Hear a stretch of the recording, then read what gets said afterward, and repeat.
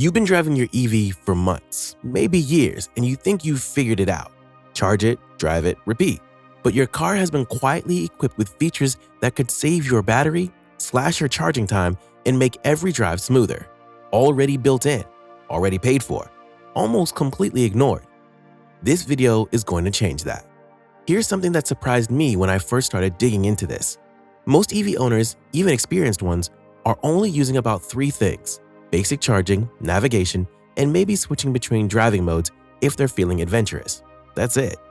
Everything else sits buried in menus, turned off by default, or hidden behind setting screens most people never open twice. And I get it. When you first get an EV, there's already a learning curve. New charging habits, a new driving feel, different maintenance routine. You figure out the basics, get comfortable, and move on. Nobody has time to sit in their driveway reading through a 400-page owner's manual. But here's the thing. The features most people miss aren't complicated. They're not buried deep in some developer menu. They're genuinely useful tools that the manufacturers built in specifically to make ownership easier, cheaper, and better for the battery over time. I'm going to walk you through 7 of them today. And by the time we're done, I'd bet at least 3 of these are sitting unused in your car right now. Hidden feature number 1, scheduled charging. Let's start with one that directly affects your electricity bill. Most modern EVs allow you to set a charging schedule right from the car's setting or the companion app. You pick a window, say midnight to 6 in the morning, and the car handles everything automatically. You plug in when you get home, and it simply waits until your chosen time to actively start pulling power. Why does this matter? Because electricity isn't the same price all day. In most regions, off-peak hours, typically late at night, carry significantly lower rates than peak afternoon or evening hours, depending on your utility provider and how much you drive. Scheduling your charging to hit that overnight window can make a noticeable difference on your monthly bill. Beyond the cost savings, there's a battery health angle here too. Charging during cooler overnight hours reduces the thermal stress on the pack. The battery isn't warm from a day of driving, the ambient temperature is lower, and the whole process runs more efficiently. The frustrating part is that this feature is already in most EVs. Tesla, Ford, Hyundai, Chevy, Nissan, and the vast majority of owners have never touched it. If you haven't set yours up yet, it takes about 2 minutes and the savings compound every single night. Hidden feature number 2, battery preconditioning. This is the one feature I wish someone had explained to me from day one. Battery preconditioning is exactly what it sounds like, warming or cooling the battery before you need it. Most EVs that have this feature will automatically prepare the pack when you navigate to a DC fast charger through the built-in navigation. Some let you trigger it manually through the app. Here's why it matters in real numbers. I've seen cold weather tests where an unpreconditioned EV cold-soaked overnight at around minus 15 degrees Celsius, plugged into a fast charger and peaked at 75 kilowatts before dropping off almost immediately. The same car, after 15 minutes of preconditioning while driving to that same charger, held over 100 kilowatts and reached 80% significantly faster. The battery has an ideal operating temperature for charging, roughly 25 to 35 degrees Celsius, depending on the chemistry. Below that, the car throttles charging speed to protect the cells. Above it, the thermal management system works overtime.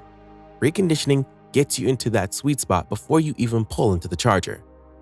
In winter, skipping this step means slower charging, reduced regenerative braking, limited power output, and, in cold enough conditions, a frozen charge port you're chipping ice off of with whatever you can find in the parking lot. It's a small habit with a surprisingly large return. Hidden feature number 3, energy usage graphs. Your EV is constantly collecting data about how you drive, and most of it is sitting in a menu you've probably opened once and never revisited. Buried inside your vehicle's software, usually under an energy or consumption tab, is a detailed breakdown of exactly where your range is going. Real-time energy consumption, efficiency trends over your last 10, 100, or 200 miles, how much your climate system is pulling, how speed is affecting range. Some systems will even project your actual range based on your recent driving habits rather than the manufacturer's estimate. That last part is worth paying attention to. The range number on your dashboard is essentially an educated guess based on factory parameters. Your energy app's consumption-based estimate accounts for how you actually drive, your speeds, your climate use, and your terrain, and gives you a figure that's usually much closer to reality. If you've ever felt like your range number jumps around unpredictably or doesn't match what you're experiencing on the road, this graph is the explanation. And once you know how to read it, you'll understand exactly what's costing you miles and what isn't. It's the kind of data a lot of people pay for in aftermarket tools, and it's already in your car. If you're getting value from this, hit subscribe.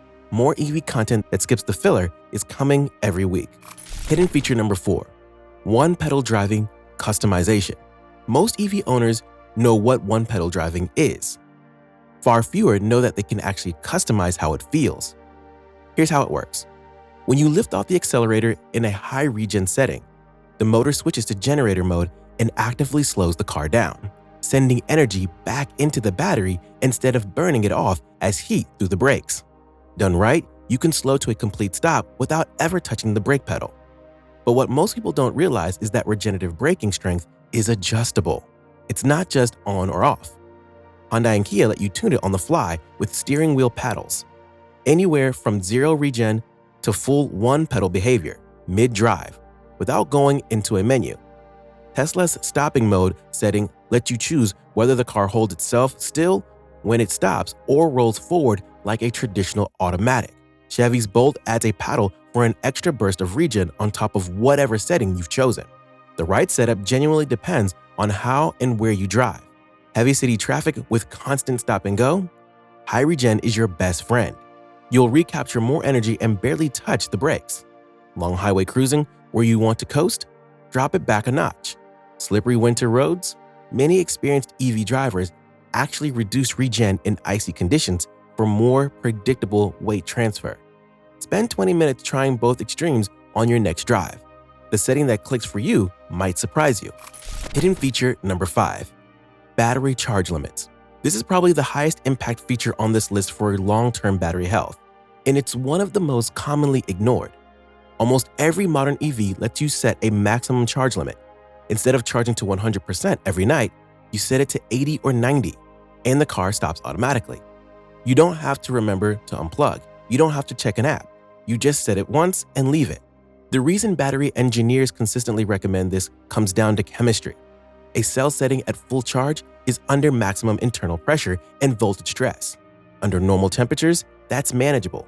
When heat is added on summer afternoons, charging immediately after a hot drive, parking in the sun, that stress compounds faster. The damage is slow and quiet, but it shows up as a range number that's noticeably lower than it used to be.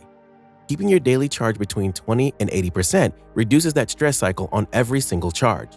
On most real-world commutes, that range difference between 80 and 100% is invisible. The difference in battery health across 3 or 4 years of hot charging nights is not. Save the 100% charge for road trips when you actually need it. For everything else, the limit setting is one of the biggest long-term protections you can give your battery. Hidden feature number 6, cabin preconditioning. Similar to battery preconditioning, but this one is about your comfort, your battery, and your efficiency all at once. Most EVs with a companion app let you start the climate system remotely before you leave.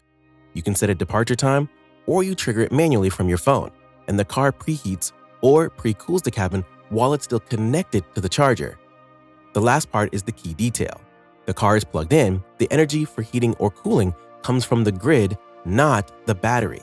You leave with a comfortable cabin and your full state of charge intact. Compare that to getting into a car that's been sitting in July heat for 6 hours, starting the AC from scratch, and immediately heading out on a 40-mile drive. The AC is pulling hard from the battery. The cabin is cooling down from 130 degrees, and you're already behind on range before you've left the neighborhood. In winter, this matters even more. Cold EV cabins require more energy to heat than cool ones do to cool, and that energy comes directly from the drive range if you're not plugged in. Preconditioning before you leave while the car is still on the charger eliminates that cost almost entirely. It's a feature most owners try once, think is neat, and then forget to use it consistently. The ones who build it into their daily routine notice the difference in their range every single morning. And hidden feature number 7, hidden efficiency modes. The last one is one most owners set once during initial setup and never look at again, or never find at all. Nearly every EV has some version of an eco or efficiency mode tucked into the driving settings. What it actually does varies by manufacturer, but the general effect is the same. The accelerator response softens, climate output adjusts, and in some vehicles, the car actively manages speed and regeneration to optimize consumption. Some systems go further. Adaptive range features in certain EVs will automatically adjust performance parameters based on your remaining charge and distance to destination. If you've got 50 miles of range and 45 miles to go, the car quietly manages things to make sure you get there. These modes aren't just for drivers who are low on charge or nervous about range. Used regularly on familiar routes, especially in moderate weather, when you don't need the climate system working hard, they can produce a genuine measurable improvement in efficiency over time. The drivers who get the most out of their EVs aren't just the ones with the most expensive cars. They're the ones who've learned how the car actually thinks and then work with it instead of working against it. What I'd personally do from here. If I were sitting in an EV right now, the first thing I'd do is open the settings and set my charge limit to 80% for daily use. That one change alone protects the battery across every single overnight charge from here on out. Then I'd go to the energy or consumption screen and spend 5 minutes understanding where my range actually dies. Not what the dashboard says, but what the data says. After that, I'd set my charge schedule for overnight off-peak hours and enable cabin preconditioning for my usual departure time. Both of those are set it and forget it changes that work every day without any extra effort. And the next time I'm planning a road trip that involves DC fast charging, I'm navigating through the car's built-in system, so preconditioning kicks in automatically before I reach the charger. Drop a comment below. Which of these features did you already know about, and which one caught you off guard? And subscribe for more EV content that actually gets into what changes how the car performs.